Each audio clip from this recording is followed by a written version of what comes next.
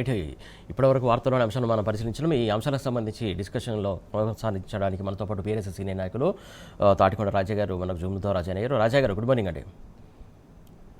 అలాగే ప్రముఖ రాజకీయ విశ్లేషకులు నిఖిల్ గారు కూడా మనకు అందుబాటులో ఉన్నారు. నిఖిల్ గారు గుడ్ మార్నింగ్ అండి.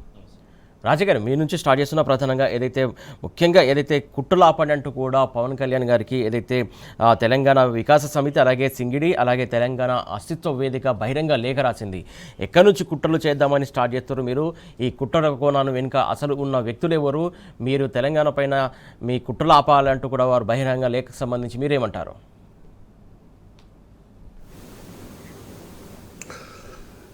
పవన్ కళ్యాణ్ కానీ ఆంధ్ర నాయకులు కానీ తెలంగాణ ఉద్యమ సమయంలో అనేక రకాలుగా విషం కక్కే మాటలు ఎన్నో మాట్లాడిండ్రు. పచ్చగా 10 సంవత్సరాలు తెలంగాణ బాగుపడి భారతదేశంలోనే నెంబర్ 1 రాష్ట్రంగా ఏర్పడ్డ తర్వాత ఆ కుట్రదారులు మళ్ళీ విషం చిమ్మే ప్రయత్నము వివిధ రూపాలలో మళ్ళీ ఆంధ్ర నాయకులు చేసే ప్రయత్నం, దాంట్లో భాగమే పవన్ కళ్యాణ్ మళ్ళీ తెలంగాణ ప్రాంతంలో తిరగడానికి రావడం. ఇదంతా కూడా ఎందుకంటే పచ్చగుంటే కళ్ళు మండుతాయని అంటారు కదా, అట్లా ఇవాళ ఆంధ్రకు తెలంగాణకు పోల్చుకుంటే నక్కకు నాగలో కనుక్కున్నంత అభివృద్ధి కేసీఆర్ గారి పాలనలో 10 సంవత్సరాలు మరి 28 రాష్ట్రాలు నెంబర్ 1 రాష్ట్రంగా అన్ని రంగాలలో ఉన్నది. అందులో వ్యవసాయ రంగంలో నెంబర్ 1గా ఆ రకంగా హైదరాబాదు గొప్పగా అభివృద్ధి చెందడం జరిగింది. సో ఆ పరిస్థితిని చూసిన తర్వాత వారికి ఉన్న రాజకీయ గ్లామర్ తోటి మళ్ళేమో అవుతానని చెప్పేసి మళ్ళీ పవన్ కళ్యాణ్ కలలు గట్టా ఉన్నాడు. వెనుక బీజేపీ అస్త్రం కూడా ఉన్నది.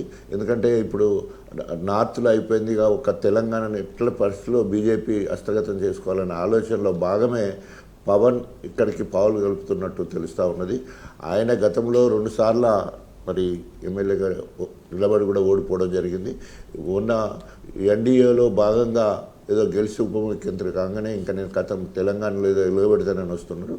సో ఎవరు మాట్లాడినా కూడా ఆంధ్ర నాయకులకు తెలంగాణలో చోటు లేదు. ఈ ప్రజలు కూడా సిద్ధంగా లేరు. ఓన్లీ యువకులు ఎవరైతే ఉన్నారో సినీ గ్లామర్ను చూడడం కోసం ఇక్కడికి వచ్చినప్పుడు వారు వస్తున్నారే తప్ప పార్టీ పరంగా వచ్చే వాళ్ళు కాదు. తర్వాత అది పార్టీ పరంగా ఓట్లు పడే అవకాశం లేదు. ఓన్లీ తెలంగాణ అంశం కనుక ఆయన ఎత్తినా, తెలంగాణ అభివృద్ధి గురించి మాట్లాడినా, తెలంగాణ అస్తిత్వం గురించి ఆత్మగౌరవం విషయానికి వచ్చినప్పుడు తప్పకుండా ఆయన ఎక్కడున్నా కూడా ఆయన ఆంధ్ర నాయకుడు అవుతాడు, కానీ తెలంగాణలో వచ్చి ఆయన ఉరగబెట్టేది ఏం లేదు. సో ఇప్పటికైనా ఇలాంటి చిల్లర మల్లర వేషాలు మానుకోవాలని చెప్పేసి మన పవన్ కళ్యాణ్ హెచ్చరిస్తాము. ఓకే, నిఖిల్ గారు ప్రధానంగా పవన్ కళ్యాణ్ అంశం సంబంధించి చూసుకున్నట్టయితే ప్రధానంగా వారు లేఖలో చాలా అంశాలు ప్రస్తావించారు. మా పోరాటం మాది, మేము చేసుకోగలం, మేము ప్రశాంత వాతావరణాన్ని మీరు కలుషితం చేసే కుట్ర కోణాన్ని తెరలేపుతున్నారు. ప్రధానంగా ఇక్కడ మీకేం పని అంటూ కూడా బహిరంగ లేఖలో వాళ్ళు చాలా ప్రస్తావించినటువంటి అంశం సంబంధించి మీరేమంటారు? ముందుగా మీతో పాటు గౌరవనీయులు పెద్దలు తాటికొండ రాజయ్య గారికి, టీ న్యూస్ ప్రేక్షకులందరికీ కూడా నమస్కారం. అయితే తెలంగాణకి వచ్చేసరికి గతంలో ఏదైతే కేసీఆర్ గారు ముఖ్యమంత్రిగా ఉన్నాడు, తెలంగాణను అన్ని రకాలుగా అభివృద్ధి చేసి దేశంలోనే ఒక నెంబర్ 1 స్థానానికి ఏ రకంగా తీసుకుపోయినరో, ఈరోజు రేవంత్ రెడ్డి గారు అధికారంలోకి వచ్చిన తర్వాత ఒకవైపు రాష్ట్ర అభివృద్ధి అంతా కూడా సంక్షోభం దిక్కుపోతూ, మరోవైపు ఏం చేస్తూ ఉన్నారంటే రేవంత్ రెడ్డి గారే అనేక రకాలుగా పక్క రాష్ట్రాలకు ఏ రకంగా ఉప్పందిస్తూ ఉన్నారో మనం చూస్తూ ఉన్నాం. మన నీళ్ళని దోచిపెట్టడం కానీ, మన వనరులను దోచిపెట్టడం కానీ, మనకు సంబంధించి అనేక రకాలుగా మన అస్తిత్వాన్ని ఎవరైనా తక్కువ చేసి మాట్లాడితే కూడా కనీస స్థాయిలో స్పందించే పరిస్థితి లేదు ఈరోజు. దాంట్లో భాగంగా పవన్ కళ్యాణ్ గారు వస్తాము అని గతంలో తెలంగాణ విషయంలో మీ అయ్య జాగీరా అని మాట్లాడడము, ఇంకో రకంగా అవమానం చేయడము, తెలంగాణ వాళ్ళ కళ్ళుబడి వాళ్ళ దిష్టి తగిలి మా కోనసీమ కొబ్బరి చెట్లు ఎండిపోయడము, ఈ రకంగా అనేక రకాలుగా తెలంగాణను తక్కువ చేసి చూపించే ప్రయత్నం చేసిండ్రు. దాంట్లో భాగంగా నిన్నగాక మొన్నొచ్చి ఇదే తెలంగాణ గడ్డ మీద హైదరాబాద్ నగరంలో నిలబడి ప్రెస్ మీట్ పెట్టి బరాబర్ తెలంగాణలో మేము పోటీ చేస్తాము అంటారు.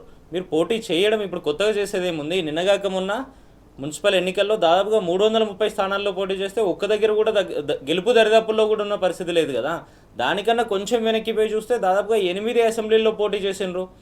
తెలంగాణకు సంబంధించి దాదాపుగా 2023 శాసనసభ ఎన్నికల్లో 8 అసెంబ్లీ స్థానాల్లో మీరు పోటీ చేస్తే జనసేన పార్టీతో మీ గాజు గ్లాసు గుర్తుతో తెలంగాణలో 2,34 లక్షల మంది ఓటర్లు ఓటేస్తే మీ పార్టీకి మొత్తం తెలంగాణలో వచ్చినటువంటి ఓట్లు కేవలం 50,000.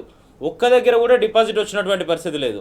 ఇంకో విషయాన్ని మనం కొంచెం విస్తృతంగా ఆలోచన చేస్తే ఇందాక రాజయ్య గారు చెప్తున్నట్టుగా సినిమా ఇండస్ట్రీకి సంబంధించి ఎవరైనా వస్తూ ఉంటే వాళ్ళని చూడడానికి జనాలు వస్తారు తప్పితే తెలంగాణ సమాజంలో ఇటువంటి వాళ్ళని దగ్గర తీసిన పరిస్థితులు లేవు. గతంలో తెలుగు జాతి ఆత్మగౌరవ ప్రతీక అనే ట్యాగ్లైన్ తీసుకొని వచ్చిన ఎన్టీ రామారావు గారిని కూడా ఇదే తెలంగాణ సమాజం ఇదే కల్వకుర్తి నుండి పోటీ చేస్తే ఏ రకంగా ఓటమి పాలైనో మనం చూసినాము. తర్వాత చిరంజీవి గారు పార్టీ పెట్టినప్పుడు కూడా తెలంగాణ నుండి పెద్దగా తనకు సపోర్ట్ వచ్చిన పరిస్థితులు కూడా లేవు. ఆ రకంగా ఈరోజు పవన్ కళ్యాణ్ గారు వచ్చి నిజంగా మీరు పోటీ చేస్తారు అంటే చెయ్యండి, తిరగండి, తెలంగాణలో ఉన్న సమస్యలను టేకప్ చేయండి, కానీ కేవలం మా అస్తిత్వాన్ని మా ఆత్మగౌరవాన్ని తక్కువ చేసే విధంగా మాత్రమే మాట్లాడతాము, ఇక్కడ ఎన్నికలు వచ్చినప్పుడు మాత్రమే వచ్చి కేవలం ఇక్కడ బీఆర్ఎస్ పార్టీని ఏదో ఒక రకంగా ఇబ్బంది పెట్టే ఆలోచనలు చేస్తూ కాంగ్రెస్ పార్టీకి సంబంధించి ప్రభుత్వ వ్యతిరేక ఓటు ఏదైతే ఉందో దాన్ని చీల్చాలన్నాము, ఇట్లాంటివన్నీ ఆలోచనలు చేస్తూ ఉన్నారు తప్పితే నిజంగా సమస్యల మీద మీరు కొట్లాడుతున్నది ఏంది? మీకు ఒక కమిటీ ఎక్కడుంది? ఈరోజు నిన్నగాక మీరు నిన్న ఆఫీస్ ఓపెన్ చేసినట్టున్నారు. ఆ ఆఫీస్ ఓపెన్ చేస్తే కూడా బ్యాక్గ్రౌండ్ సాంగ్స్ అన్నీ కూడా ఆంధ్రప్రదేశ్, నవ్యాంధ్ర, ఉత్తరాంధ్ర, నవ్యాంధ్ర డెవలప్మెంట్ దానికి సంబంధించిన పాటలని పాడుతూ ఉన్నారు. అక్కడ తెలంగాణ తల్లి విగ్రహం పెట్టినట్టున్నారు. ఆ ఫోటోలు చూస్తూ ఉంటే తెలంగాణ తల్లి చేతిలో బతుకమ్మ లేదు, కిరీటం లేనటువంటి పరిస్థితి. ఈ రకంగా ఎక్కడికక్కడ తెలంగాణకు సంబంధించిన ఆనవాళ్లను ఒకవైపు రేవంత్ రెడ్డి గారు ఏ రకంగా చెరిపేస్తూ ఉన్నారు, దానికి వంతపాడే విధంగా ఈరోజు పవన్ కళ్యాణ్ గారు కూడా కనీసం రీసెర్చ్ చేయకుండా కనీసం తెలంగాణ తల్లి అంటే గతంలో ఏ రకంగా ఉండే, తెలంగాణలో నిజంగా కూడా ఆడబిడ్డలను మనం ఏ రకంగా గౌరవిస్తామో ఇవన్నీ పక్కన పెడుతూ కేవలం రాజకీయ ఎజెండాగా మాత్రమే రేవంత్ రెడ్డి గారికి కానీ మరోవైపు భారతీయ జనతా పార్టీకి కానీ లాభం చేయడంలో భాగంగానే తెలంగాణ సమాజం అంతా చూస్తూ ఉంది తప్పితే నిజంగా తెలంగాణ మీద ప్రేమ ఉన్నట్టుగా పవన్ కళ్యాణ్ గారిని ఎక్కడ చూసినటువంటి పరిస్థితి లేదు.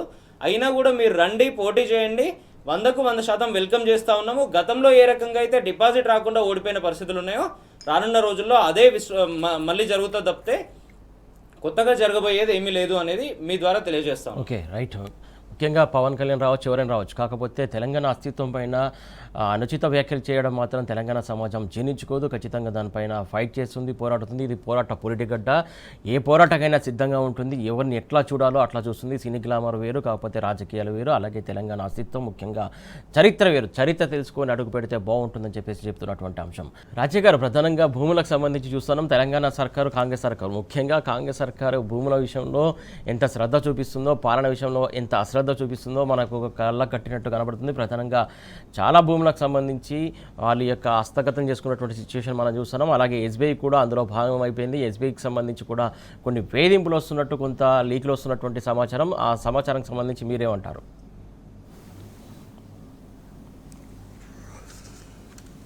రేవంత్ రెడ్డి ఆయన మొత్తం కూడా రియల్ ఎస్టేట్ వ్యాపారం చేసి దందాలు చేసి రాజకీయాలకు వచ్చి రాజకీయాలను ఈరోజు కలుషితం చేయడమే కాకుండా రియల్ ఎస్టేట్ వ్యాపారిగా మాత్రమే చేస్తూ ఉన్నాడు.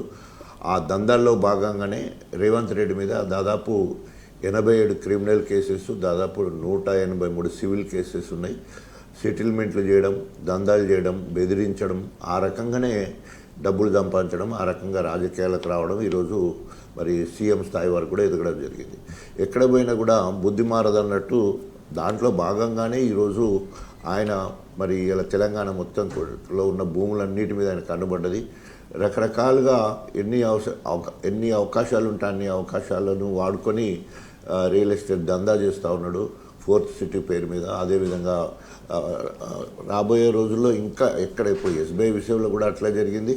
మొత్తము ఆ భూమి వేరే వాళ్ళకి కట్టుబెట్టే కార్యక్రమం చేయడము, తర్వాత వాళ్ళు కోర్టుకు వెళ్ళడం, ఇలాంటివన్నీ కూడా జరుగుతూ ఉన్నాయి.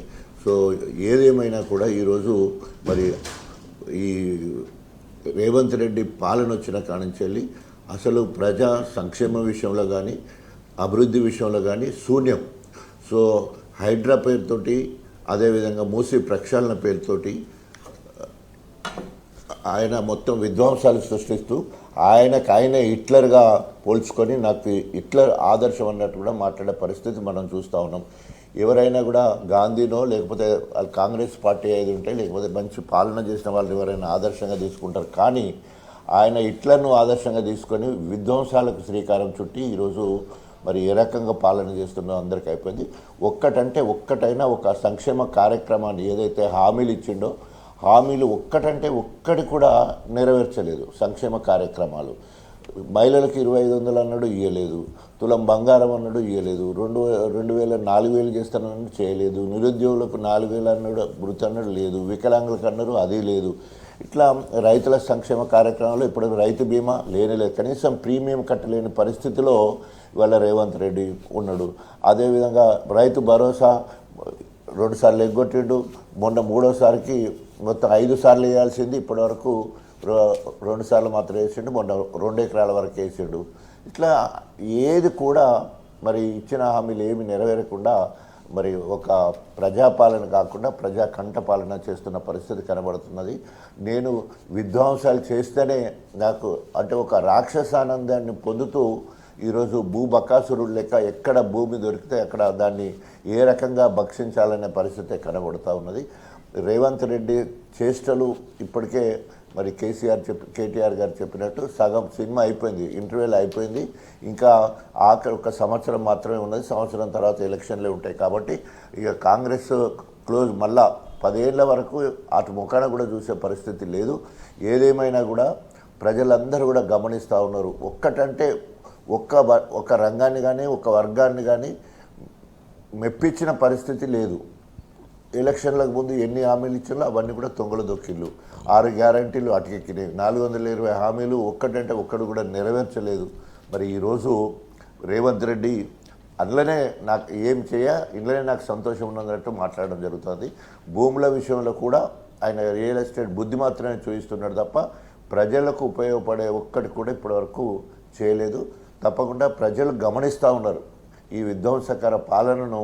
మరి ఎక్కడికక్కడ ఎండగట్టాల్సిన బాధ్యత సబ్బన్న జాతులు సబ్బన్న కులాలు సకల జనుల సమ్మె అయితే అప్పుడు ఎట్లా చేసిందో మళ్ళీ అన్ని వర్గాల వారు అన్ని రాజకీయ పార్టీలు ఆయన మీద తిరగబడే పరిస్థితి ముందు మనం చూడబోతూ ఉన్నాం. ఇప్పుడు రైతు కోపాగ్నికి మొత్తం రగిలిపోయిండు, యూరియా లేదు, బోనస్ రాదు, తర్వాత ఒడ్లు కొనరు, ఒడ్లు పండి ఇప్పుడు సన్నలు పండించొద్దు అంటున్నారు. 28 రకాల ఒడ్లు పండించే సన్నాలు పండించే పరిస్థితి ఉంటే ఇప్పుడు 7 రకాలే పండించాలని చెప్పేసి అంటున్నారు. కేంద్ర ప్రభుత్వం మరి అక్కడ ఎన్డీఏ ప్రభుత్వం ఏదైతే చెప్తుందో దానికి తానే అంటే తాను తందానన్నట్టు ఈరోజు మాట్లాడే పరిస్థితి కనబడుతున్నది. ఒడ్లు కొనమని వాళ్ళు అక్కడ లిమిటేషన్ పెడితే మనం ఆ రోజు స్వయంగా కేసీఆర్ గారు క్యాబినెట్ను మొత్తం బీఆర్ఎస్ శ్రేణులను మొత్తం తీసుకుని పోయి కేంద్ర ప్రభుత్వం మీద పోరాటం చేసినాం. మనం అక్కడ తెలంగాణ భవన్లో ఒకరోజు దీక్షా కార్యక్రమం కూడా ఏర్పాటు చేసినాం. ఈ తప్పకుండా మొన్నటి వరకు ఏమన్నాడు, ఆఖరి గింజ వరకు కొంటామన్నారు. కనీసం ఇక రేపు మళ్ళొచ్చే రోజులలో మొదటి గింజ కూడా కొనే పరిస్థితి కనబడకుండా రైతులకు మరి రైతులను భయభ్రాంతులకు గురి చేసే పరిస్థితి మనకు కనబడుతూ ఉన్నది. ఏ పంట ఒక పక్కనేమో ఎల్నీనో వాతావరణం కరెక్ట్ ఉండదు, 65% వర్షభావం ఉంటుందని చెప్పేసి ఒక పక్క రైతులు భయపడతా ఉంటే, మీరు పంటలు వేయొద్దు అని చెప్పేసి ప్రభుత్వం భయపెడతా ఉంటే, మరి ఇక రైతును రాజును చేయాలని ఆ రోజు ఎన్ని రకాలుగా రైతుకు మద్దతు ఇచ్చే కార్యక్రమాలు ఉంటే అన్ని రకాలుగా కేసీఆర్ గారు చేస్తే ఈరోజు రైతును ఎన్ని రకాలుగా రైతుకు నష్టం చేయాలి అన్ని రకాలు చేసుకుంటూ దాదాపు ఇప్పటికే 700-800 మంది రైతులు చనిపోవడం జరిగింది కాంగ్రెస్ ప్రభుత్వం వచ్చిన తర్వాత వివిధ కారణాల వల్ల. సో ఇంకా రైతు వ్యతిరేక కార్యక్రమాలు చేసుకుంటూ కేంద్రంలో అక్కడ బీజేపీ రైతు వ్యతిరేక కార్యక్రమాలు చేస్తే నేను తక్కువ అని చెప్పేసి రాష్ట్రంలో ఈయన రైతు వ్యతిరేక కార్యక్రమాలు చేస్తున్నారు. తప్పకుండా ప్రజలు కర్రు కాల్చే సమయం ఆసన్నమైంది. తప్పకుండా రైతులు మరి దానికి పోరాట పట్టుమతోటి ముందు వరుసలో ఉంటారు. రేపు రాబోయే రోజుల్లో కాంగ్రెస్ పార్టీని పొందబెడతారు. రైట్ అండి. నిఖిల్ గారు, ముఖ్యంగా చూసుకున్నట్లయితే ఎస్బీఐ భూములకు సంబంధించి కావచ్చు, ఏ భూములకు కావచ్చు, ముఖ్యంగా ఇందులో కూడా ఏదైతే సీఎంఓ నుంచి మీడియాకి లీకులు ఇవ్వడము అనేది కొన్ని సమాచారం అవుతుంది. కొన్ని సందర్భంకి సంబంధించి కొన్ని లీకులు వస్తున్నాయి. దాంతో పాటుగా ముఖ్యంగా ఎస్బీఐ గవర్నమెంట్ బ్యాంకు ముఖ్యంగా దీనికి సంబంధించి 20 నుంచి 23 వేల కోట్ల లావాదేవీలు ప్రభుత్వానికి సంబంధించి సాలరీస్ కావచ్చు, వివిధ రకాల సేవలు కూడా అందిస్తున్నటువంటి సందర్భం. ఆ సేవలకు సంబంధించి వేరే వాళ్ళకి ఇస్తాము సేవలు అని చెప్పేసి బెదిరిస్తున్నట్టు కొంత సమాచారం.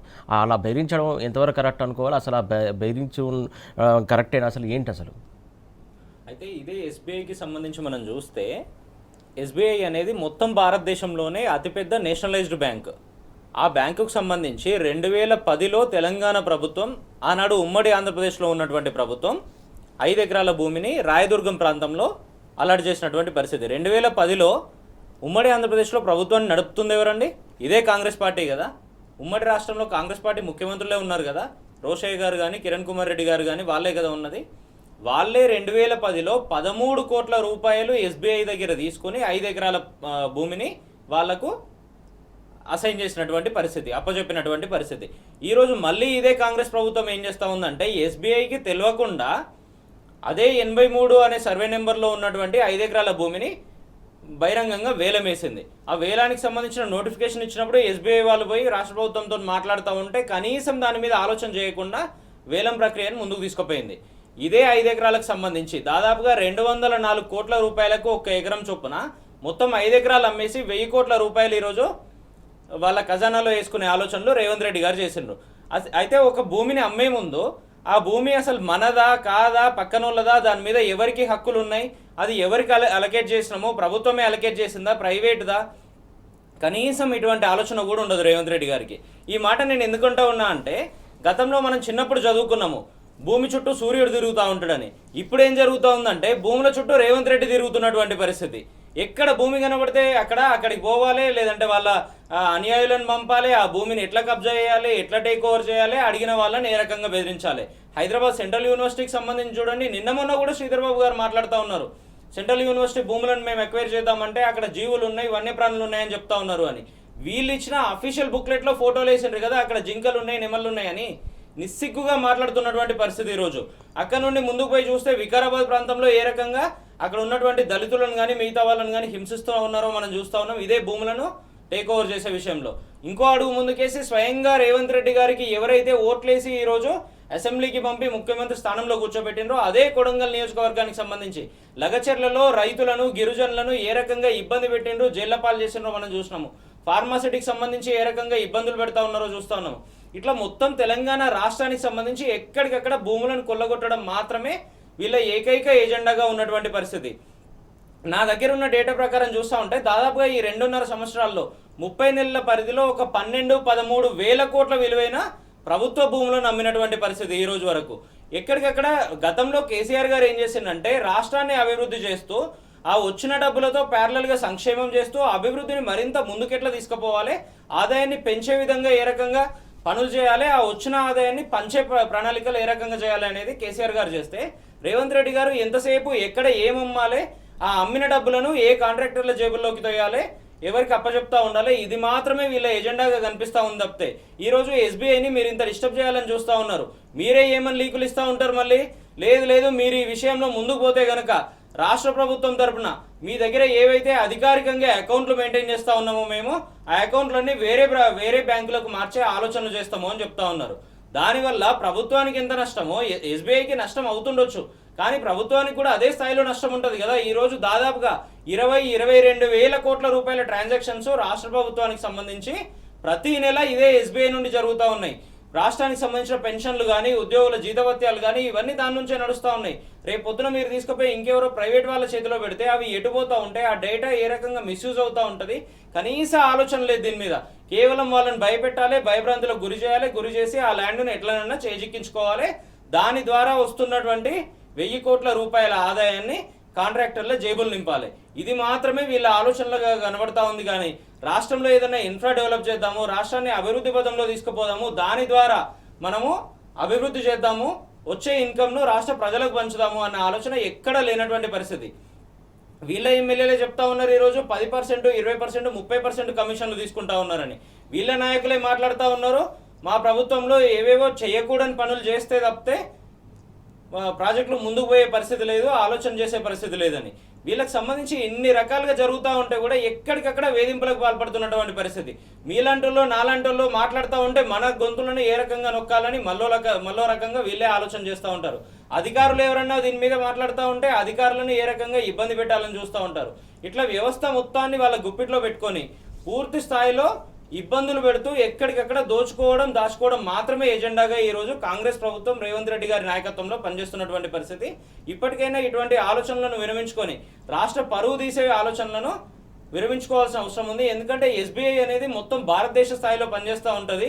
వాళ్ళు ఒక ప్రెస్ నోట్ రిలీజ్ చేసిండ్రు అంటే అఫీషియల్గా దేశమంతా తెలిసి ఈరోజు తెలంగాణ ప్రభుత్వ పరువు పోతూ ఉంటుంది, తెలంగాణ లో ఉన్నటువంటి 4 కోట్ల మంది సబ్బండ వర్గాల పరువు పోతా ఉన్నట్టుగా భావించాల్సిన అవసరం వస్తూ ఉంటుంది. ఈరోజు రేవంత్ రెడ్డి గారు ఇప్పటికైనా ప్రజలను వేధింపులకు గురి చేసి, బ్యాంకులను వేధింపులకు గురి చేసి, అధికారులను వేధింపులకు గురి చేసే కార్యక్రమాలను మానుకోండి. గతంలో మీరు అధికారంలోకి వచ్చిన తర్వాత ఎల్ఎన్టీకి సంబంధించిన ఒక ప్రతిష్టాత్మకమైన కంపెనీ, ఆ కంపెనీ CEO విజయరామన్ గారిని బెదిరించి ఈరోజు ఎల్ఎన్టీని ఏ రకంగా హస్తగతం చేసుకోవాలనే ఆలోచనలు చేస్తూ ఉన్నారు. దాని ద్వారా అదే ఎల్ఎన్టీ వెనకాల ఉన్నటువంటి 280 ఎకరాల ప్రైమ్ ల్యాండ్స్ను, షాపింగ్ కాంప్లెక్స్లను, మాల్స్ను ఏ రకంగా ఈరోజు మీకు సంబంధించిన వాళ్లకు మీ బినామీలకు కట్టబెట్టాలనే ఆలోచనలు చేస్తూ ఉన్నారో కూడా మనం చూస్తూ ఉన్నాము. అంతేకాకుండా అనేక కంపెనీలు గతంలో కేటీఆర్ గారు కాలుకు బలపం కట్టుకొని తిరిగి తెలంగాణను ఒక అంతర్జాతీయ వేదికల మీద అనేక సార్లు ప్రమోట్ చేస్తూ ఇక్కడ ఫ్రెండ్లీ ఇన్వెస్ట్మెంట్స్ ఉండాలని అనేక పెద్ద పెద్ద కంపెనీలను తీసుకొస్తూ ఉంటే రేవంత్ రెడ్డి గారు అధికారంలోకి వచ్చిన తర్వాత ఆ కంపెనీలు గుజరాత్కు కానీ పక్క రాష్ట్రాలకు కానీ ఏ రకంగా తరలిపోయినాయి మనం చూస్తూ ఉన్నాము. ఈ రకంగా అన్ని వర్గాలను కేవలం భయభ్రాంతులకు గురి చేస్తూ మాత్రమే, ఇబ్బంది పెడుతూ మాత్రమే ప్రభుత్వాన్ని నడపాలని చూస్తూ ఉన్నారు. ఏ రకంగా కూడా ఇది రాష్ట్రానికి కానీ రాష్ట్ర భవిష్యత్తుకు కానీ మంచిది కాదు అనే విషయాన్ని రాష్ట్ర ప్రభుత్వ అధినేతగా ఉన్నటువంటి రేవంత్ రెడ్డి గారు ఈరోజు గుర్తుపెట్టుకొని పరిపాలన చేయాల్సిన అవసరం ఉంది. ముఖ్యంగా ఇందులో ఎస్బీఐకి సంబంధించి ఒకవేళ లావాదేవీలకు సంబంధించి కావచ్చు, ఖాతాలు వేరే బ్యాంకు మారిస్తే ఇక్కడ ఉన్నటువంటి ఎంప్లాయీస్ ప్రతి ఒక్కరికి సాలరీ అకౌంట్ అందులో ఉన్నది. అలాగే రిటైర్డ్ బెనిఫిట్స్ రావాలన్నా రిటైర్డ్ ఎంప్లాయీస్ కూడా అక్కడ వాళ్ళకే ఉంది. మొత్తానికి ఇంకా లావాదేవీలు పింఛన్లు కావచ్చు, ఇంకా ప్రభుత్వ రకంగా ఉన్నటువంటి పథకాలకు సంబంధించి గవర్నమెంట్ బ్యాంక్ అంటే ఫస్ట్ ఎస్బీఐ చూస్తారు అందరూ. దాని ద్వారానే లావాదేవీలు జరుగుతాయి. ఇప్పుడు వీళ్ళందరూ మళ్ళీ వేరే బ్యాంకులకు చుట్టూ తిరగాల. ఇప్పుడు ఇలాంటి పరిస్థితి తీసుకొచ్చే రకంగా ఎందరినీ ఇబ్బంది పెట్టే రకంగా వీళ్ళు చేస్తున్నటువంటి ప్లాన్ అనుకోవాలి. ఖచ్చితంగా కదా, ఎక్కడికక్కడ ఇబ్బంది పెట్టడం మాత్రమే వీళ్ళ ఆలోచన. ఏదో ఒక రకంగా బెదిరించి ఆ ల్యాండ్ను లాక్కోవడం మాత్రమే వీళ్ళ ఏకైక ఎజెండా. వాళ్ళకు ఇంకో విషయం ఏంటంటే ఈగో హర్ట్ అయినట్టుగా చాలా స్పష్టంగా తెలుస్తూ ఉంది. నేను ఇంత పెద్ద ప్రభుత్వాన్ని నడుపుతా ఉన్నా, నేను ముఖ్యమంత్రి కుర్చీలో కూర్చున్నా, నేను ఒక ల్యాండ్ నమ్ముతా అంటే మీరు ఎట్లా అడ్డుకుంటారు అని చెప్తా ఉన్నారు. మీరు ల్యాండ్ నమ్మొచ్చు, కానీ ఎవరు పడితే వాళ్ళకున్న ల్యాండ్ను, ప్రైవేట్గా ఉన్నట్టు ల్యాండ్ను, ప్రభుత్వం దగ్గర డబ్బులు కట్టి కొనుక్కున్నటువంటి ల్యాండ్ను, పూర్తి స్థాయి హక్కులను కలిగి ఉన్న ల్యాండ్ను మీరే రకంగా అమ్ముతూ ఉంటారు అని మాత్రమే ఎస్బీఐ అడుగుతూ ఉంది. ఇందాక మీరు చెప్తున్నట్టుగా దాదాపుగా 22 వేల కోట్ల ట్రాన్సాక్షన్లు ప్రతి నెల నడుస్తున్నటువంటి పరిస్థితి. నాకు గుర్తున్నంత వరకు ఒకసారి తాటికొండ రాజయ్య గారు కూడా గతంలో శాసనసభ్యులుగా పనిచేసినారు, వారు కూడా చెప్పాల్సిన అవసరం ఉంది. నాకు తెలిసినంత వరకు పూర్తి స్థాయిలో ఎమ్మెల్యేలు, మంత్రులకు సంబంధించిన అఫీషియల్ అకౌంట్స్ కూడా ప్రభుత్వం నుండి వచ్చే పెన్షన్లు కానీ జీతభత్యాలకు సంబంధించిన అకౌంట్లు కూడా ఎస్బీఐ మెయింటైన్ చేస్తున్నట్టుగా తెలుస్తూ ఉంది ఈరోజు. అదేవిధంగా రాష్ట్రానికి సంబంధించిన ట్రెజరీ అకౌంట్లు కూడా ఇదే ఎస్బీఐ మెయింటైన్ చేస్తున్నట్టుగా తెలుస్తూ ఉంది. ఇన్ని రకాలైన కీలకమైన అకౌంట్లన్నీ నడుస్తూ ఉన్నది. దాన్ని కేవలం ఏదో ఒక రకంగా ఇబ్బందులు పెడుతూ భయభ్రాంతులకు గురి చేసి ఏ రకంగానైనా ఆ ల్యాండ్ను చేజిక్కించుకునే విషయంలో మీరు 10 సంవత్సరాల పాలన పునర్వైభవం రావడం కోసం ఈ కార్యకర్తలందరూ కూడా పనిచేసే దిశగా ఇలా కేటీఆర్ గారు చాలా గొప్పగా దిశనిర్దేశించడం జరుగుతుంది. Okay sir, right. ఏదైతే సభ్యత్వ నమోదు కావచ్చు, లేకుంటే ఎస్ఆర్ఎస్ సంబంధించి కావచ్చు, ఇలాంటి జాగ్రత్తలు తీసుకోవాలనేది రోజువారీగా నియోజకవర్గారిగా బీఆర్ఎస్ వర్కింగ్ ప్రెసిడెంట్ కేటీఆర్ విస్తృతంగా కార్యకర్తల ఉత్తేజాన్ని నింపుతున్నారు. దాంతోపాటుగా అవగాహన కూడా కల్పిస్తున్నారు. అలాగే ఈరోజు కూడా ఆదిలాబాద్ జిల్లా బోధులో కూడా కార్యక్రమం నిర్వహించబోతున్నారు. రైట్, ఇప్పుడు ఒక షార్ట్ బ్రేక్ తీసుకుందాం. బ్రేక్ నిఖిల్ గారు, ప్రధానంగా ఏదైతే బీఆర్ఎస్ వర్కింగ్ ప్రెసిడెంట్ కేటీఆర్ నియోజకవర్గాల వారీగా సభ్యత్వ నమోదు కార్యక్రమం కొనసాగిస్తున్నారు. దాంతోపాటుగా ఏదైతే ఎస్ఆర్కి సంబంధించి కూడా అవగాహన కార్యక్రమం నిర్వహిస్తున్నటువంటి సందర్భం, ప్రధానంగా ఓటర్లు ఎలా జాగ్రత్త పడాలి, ఓట్లు పోయే అవకాశం ఉంది, ఓట్లు చేర్చే అవకాశం ఉంది, ఈ నేపథ్యంలో ఖచ్చితంగా ఓట్లు కాపాడుకోవాల్సినటువంటి అవసరం ఉందనేది అవగాహన కల్పిస్తున్నటువంటి సందర్భం సంబంధించి మీరు ఏమంటారు? అయితే ఒక రాజకీయ నాయకుడు ఎప్పుడైనా కూడా కేవలం రాజకీయాల గురించి మాత్రమే ఆలోచించే వాళ్ళను గతంలో చూసినాము, ఇప్పుడున్నటువంటి కాలంలో కూడా అనేక మందిని చూస్తూ ఉన్నాం. కేవలం రాజకీయాలు మాత్రమే పరవాదిగా పనిచేస్తూ ఉంటారు. కానీ ఈరోజు మీరు కేటీఆర్ గారిని చూస్తూ ఉంటే ఒకవైపు పార్టీకి సంబంధించిన నిర్మాణానికి సంబంధించి పూర్తి స్థాయిలో సభ్యత్వ నమోదు కార్యక్రమం ఏ రకంగా చేయాలి, దానికి సంబంధించి గ్రామ స్థాయికి, బూత్ లెవెల్కి పార్టీని ఏ రకంగా విస్తృతంగా తీసుకుపోయి రేపు పొద్దున రానున్నటువంటి 10, 15, 20, 30 సంవత్సరాల పాటు గ్రామ స్థాయిలో, బూత్ స్థాయిలో పార్టీని ఏ రకంగా అద్భుతంగా పనిచేసే విధంగా కరడు కట్టినటువంటి కార్యకర్తలను, నాయకులను తయారు చేసే విధంగా ఉండాలనేది ఒకవైపు చేస్తూనే మరొక వైపు ఏం చేస్తూ ఉన్నారంటే వాస్తవానికి ఎలక్షన్ కమిషన్ చేయాల్సినటువంటి పని ఇది. ఎక్కడికక్కడ గ్రామ స్థాయిలో, బూత్ స్థాయిలో అధికారులను పెట్టి విస్తృతమైన ప్రచారం చేస్తూ ఈ ఓటుకు సంబంధించి ఓట్లను ఏ రకంగా యాడ్ చేయాలి, లేదంటే చనిపోయిన వాళ్ళే కానీ అక్కడ నుండి వేరే ప్రాంతాలకు మూవ్ అయిన వాళ్ళే కానీ ఓట్లు తొలగించే ప్రక్రియను ఏ రకంగా చేయాలని విస్తృతంగా వాళ్ళు చేయాల్సిన పనిని కూడా ఈరోజు ఒక బాధ్యతాయుతమైన నాయకుడిగా, ఒక దిక్సూచిని గతంలో అనేక సార్లు భారతదేశానికి చూపించినటువంటి నాయకుడిగా కేటీఆర్ గారు మళ్ళీ ఎస్ఐఆర్కు సంబంధించి స్పెషల్ ఇంటెన్సివ్ రివిజన్ ఏదైతే ఉందో దానికి సంబంధించి పూర్తి స్థాయిలో ఎక్కడికక్కడ బీఆర్ఎస్ పార్టీ కార్యకర్తలతో పాటు ప్రజలందరినీ కూడా ఎడ్యుకేట్ చేస్తూ ఉన్నారు. ఈరోజు పక్క రాష్ట్రాల్లో నిన్నగాక మొన్న ఏం జరిగింది మనం చూసినాము. బెంగాల్లో ఇదే విధంగా ఎటువంటి ప్లానింగ్ లేకుండా అక్కడ ఓట్లను తొలగిస్తూ ఉంటే ప్రభుత్వాలు ఏ రకంగా మారినాయో మనం చూసినాము. ఇంటెన్షనల్గా చేస్తున్నారు ఇది భారతీయ జనతా పార్టీ వాళ్ళు కేంద్రంలో అధికారంలో ఉండి అనే విషయాలు కూడా దేశవ్యాప్తంగా అనేక రకాలుగా ఈరోజు చర్చకు ఏ రకంగా వస్తూ ఉందో కూడా మనం చూస్తూ ఉన్నాము. అదేవిధంగా తమిళనాడులో ఎన్నికలు జరుగుతూ ఉంటే నిన్న స్టాలిన్ గారికి సంబంధించి స్వయంగా ముఖ్యమంత్రిగా ఉన్నటువంటి స్టాలిన్ గారు కూడా దాదాపుగా ఆయన నియోజకవర్గంలో 80-85 వేల ఓట్లను తొలగిస్తే 10,000 ఓట్ల తేడాతో ఆయన ఓడిపోయినటువంటి పరిస్థితులు చూసినాము. ఈ రకంగా ఈరోజు భారతదేశంలో మరీ ముఖ్యంగా తెలంగాణలో నిన్నగాక మొన్న మన దగ్గర జరిగినటువంటి అసెంబ్లీ ఎన్నికల్లో కూడా కేవలం 1000, 2000, 3000, 5000, 10,000 ఓట్ల తేడాతో పదుల సంఖ్యలో శాసనసభ్యులు ఓడిపోయిన పరిస్థితులు ఉన్నాయి. కాబట్టి ప్రతి ఓటు కూడా ఈరోజు కీలకంగా ఉంటుంది.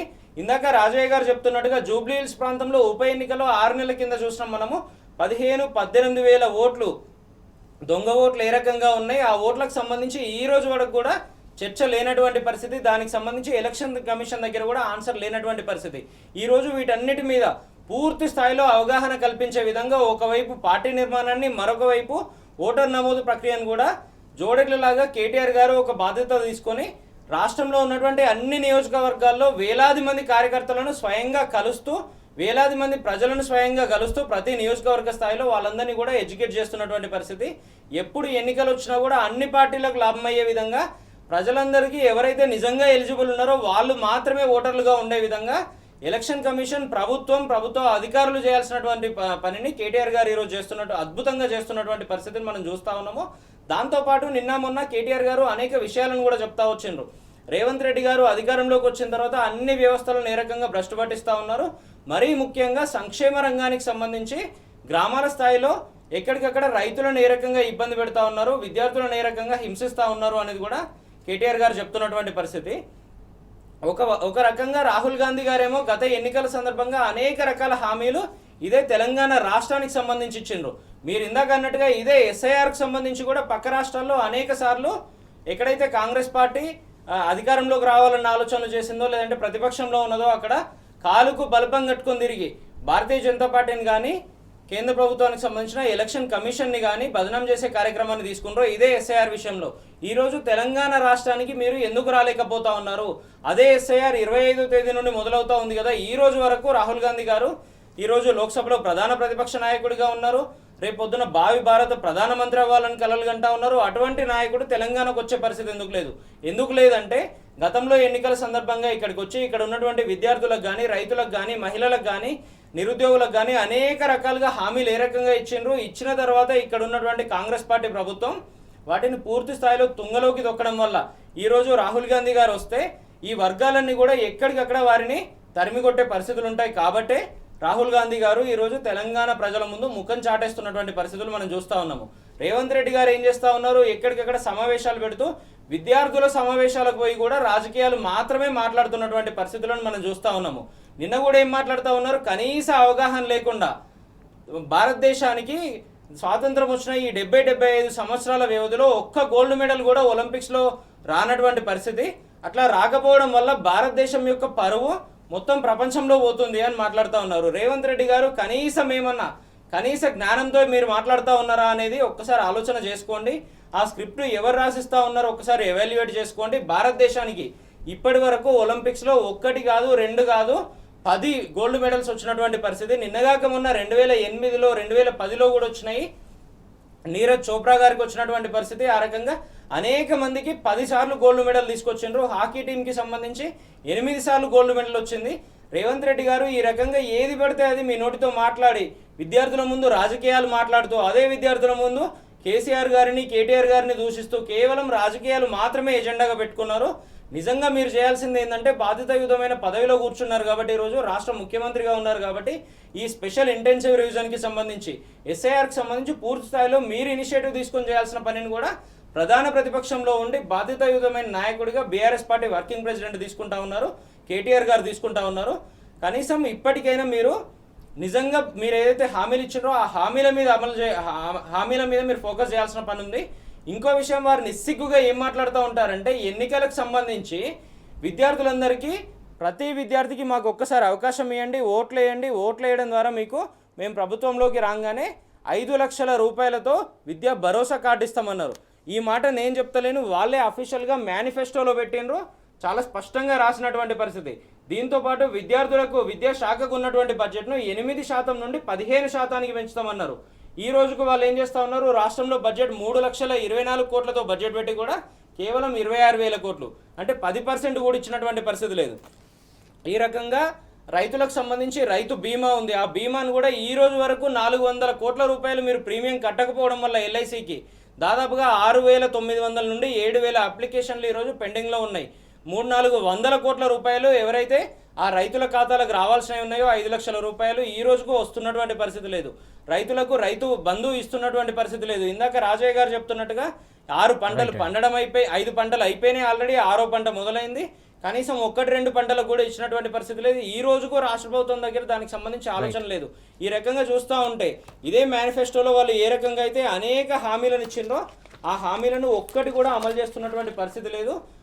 గ్రామ స్థాయిలో అన్ని గ్రామాలు తిరుగుతూ ఎక్కడికెక్కడ ఒకవైపు రేవంత్ రెడ్డి గారి ఫోటో, ఇంకోవైపు బట్టి విక్రమార్క గారి ఫోటో పెట్టి గ్యారంటీ కార్డులను పంచిండ్రు తప్పితే వీటిని అమలు చేస్తున్నటువంటి ఆలోచన లేదు. కేటీఆర్ గారు కానీ ప్రధాన ప్రతిపక్షం కానీ అడుగుతున్నట్టుగా ఈ పూర్తి స్థాయిలో హామీలను అమలు చేసే దిశగా ఆలోచన చేయండి. ప్రతిపక్షాలను విమర్శ చేయడము, ప్రతిపక్షాల మీద బట్టగాల్చి మీదేయడం బంద్ చేసి ఈ హామీల అమలు విషయంలో ఆలోచన చేయాల్సిన అవసరం ఉంది. ఓకే రాజయ్య గారు, ముఖ్యంగా నిన్న ఏదైతే కేటీఆర్ కూడా ఒక ప్రధాన ప్రశ్న చేశారు, ప్రధానంగా అంతా గుడిసెలన్నీ కూలగొట్టుడే తప్ప ఒక గూడైనా ఇచ్చావా తెలంగాణ సమాజానికి? మీరు ఇచ్చినటువంటి హామీలో భాగంగా డబుల్ బెడ్రూమ్ ఇస్తున్నారు, ఆల్రెడీ సగం పరిపాలన అయిపోయింది, ఇస్తావా ఇయ్యవా అని అడిగినటువంటి సందర్భం సంబంధించి మీరేమంటారు? హైదరాబాదు మొత్తంలో ఇప్పటి వరకు ఒక్క ఇల్లు అంటే ఒక్క ఇల్లు కూడా కట్టలేదు.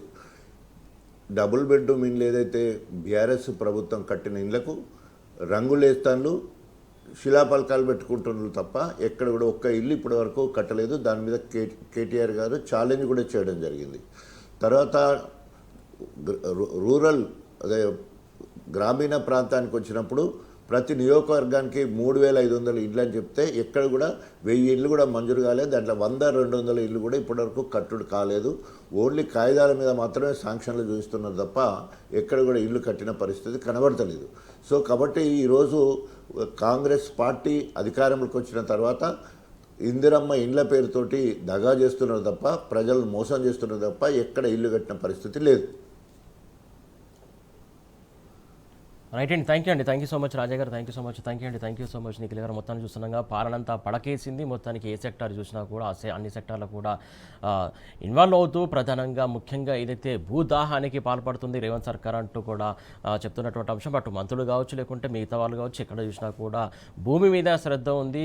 మొత్తానికి పాలన మాత్రం పడకేసినటువంటి సందర్భం. దేని గురించి కూడా రివ్యూ ఏర్పాటు చేయలేనటువంటి పరిస్థితి. ప్రధానంగా ఇచ్చినటువంటి హామీలను కూడా ఏది హామీ కూడా సక్రమంగా నెరవేర్చిన పరిస్థితి కనబడుతుంది. ఇప్పటికైనా సగం పాలన అయిపోయింది, ఇప్పుడైనా ఈ మిగతా సగం పాలన సరిగా పాలించండి, ప్రజలకు సేవ చేయండి అని చెప్పేసి వారు కోరుతున్నటువంటి అంశం. ఇది ఇవాటి వార్తల వాస్తవాలు. Keep watching tea news.